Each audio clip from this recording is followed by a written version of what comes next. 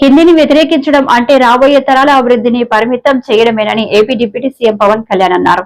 హైదరాబాద్ లో నిర్వహించిన అధికార భార స్వర్ణోత్సవ వేడుకల్లో ఆయన మాట్లాడారు. ఇంగ్లీష్, ఉర్దూ, పార్సియం భాషలను అంగీకరించి హిందీని వ్యతిరేకించడం అవివేకమని అన్నారు.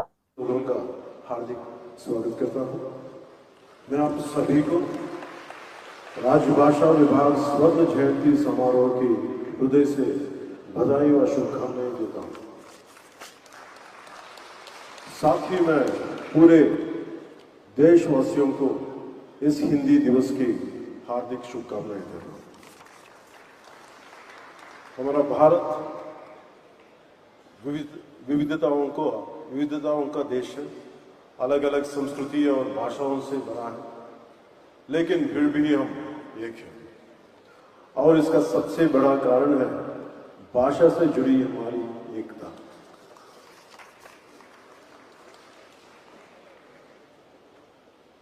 वो कहते हैं ना, कोस कोस पर बदले पानी, चार कोस पे वाणी। ऐसा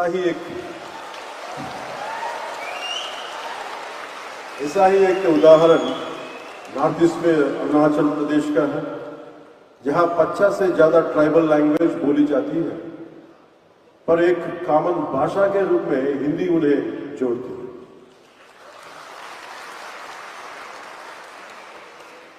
हिंदी से जुड़ा एक दिलचस्प किस्सा याद आता है। बात ब्रिटिश शासन की है। उस समय यूरोप से कुछ मिशनरी भारत आए। उन्होंने आंध्र प्रदेश के एक विद्वान गिड़गु राममूर्ति पंतलू से एक आदिवासी भाषा सीखी। नाम था सबर भाषा। फिर उसी भाषा में धार्मिक किताबों में अनुवाद किया।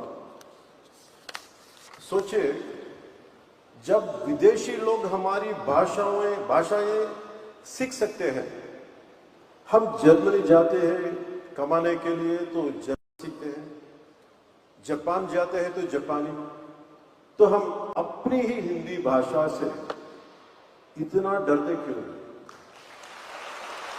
ये डर क्यों? छुपा क्यों? झिझक क्यों? हम ये नफरत छोड़नी चाहिए, झिझक छोड़नी है। हिंदी कोई जबरदस्ती की चीज नहीं है। ये एक ऐसी भाषा है जो पूरे देश में आसानी से समझी जाती है। सोचिए, जब हमें नौकरी में फायदा चाहिए होता है, या सोशल मीडिया पर पॉपुलर होना है, तब हम हिंदी का खूब इस्तेमाल करते हैं। पर जब बात राजनीति की आती है, तो कुछ लोग कहते हैं हिंदी थोपी जा रही है। अब बताइए, क्यों ये सही है? हम अंग्रेजी को मॉडर्न कहकर अपना सकते हैं, पर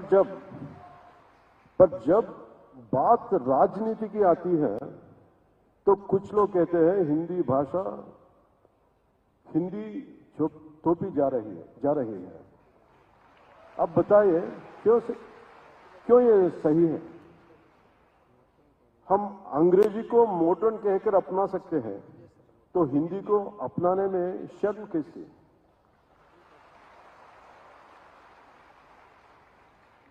हमारे भारत रत्न डॉक्टर अब्दुल कलाम जी तमिलनाडु से थे, लेकिन हिंदी को बहुत पसंद करते थे। वो कहते थे, भाषा वो होनी चाहिए जो दिलों का जोड़े।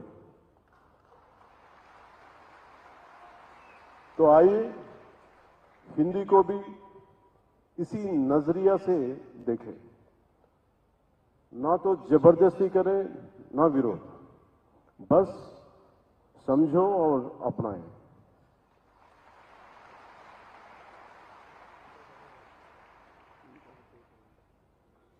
इस स्वर्ण जयंती के मौके पर आइए एक छोटा सा संकल्प लें, हिंदी से प्रेम करेंगे, अपनाएंगे और आगे बढ़ाएंगे। मैं कुछ पंक्तियां में तेलुगु में बोलने के लिए अनुमति दीजिए।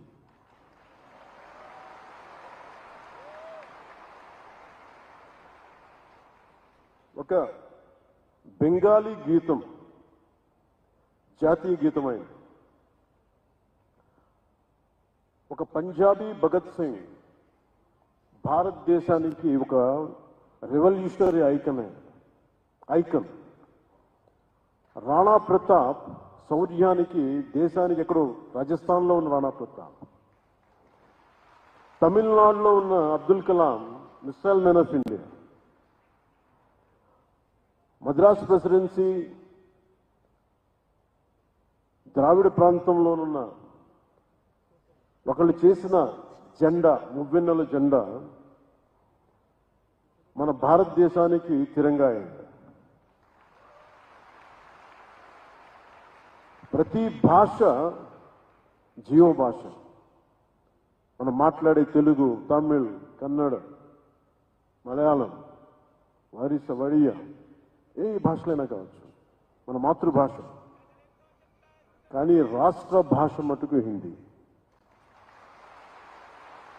మనం ఇంట్లో మాట్లాడుకోవడానికి మాతృభాష ఉంది, కానీ మన ఇంటి సరిహద్దులు దాటితే మనకి రాజభాష హిందీ ఉంది.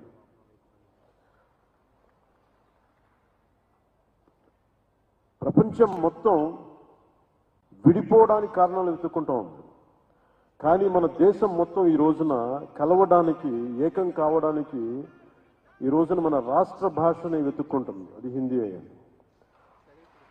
నేను అలాంటి రాష్ట్ర భాష హిందీని నేను స్వాగతిస్తున్నాను. ద్రావిడ భాషలు కావచ్చు, తెలుగు, తమిళ్, కన్నడ, మలయాళం, ఏ భాషలు కావచ్చు, దేశంలోని అన్ని భాషలు కావచ్చు, మన మాతృభాష మీద మన గౌరవం ఉంటుంది. మన మాతృభాష అమ్మ అయితే, మన అమ్మ భాష అయితే, మన పెద్దమ్మ భాష హిందీ. విద్య, వైద్యం,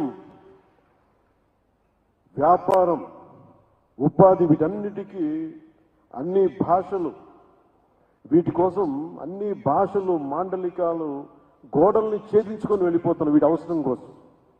ఇలాంటి సమయంలో హిందీ వద్దనుకోవటం, హిందీని వ్యతిరేకించటం రాబోయే తరాల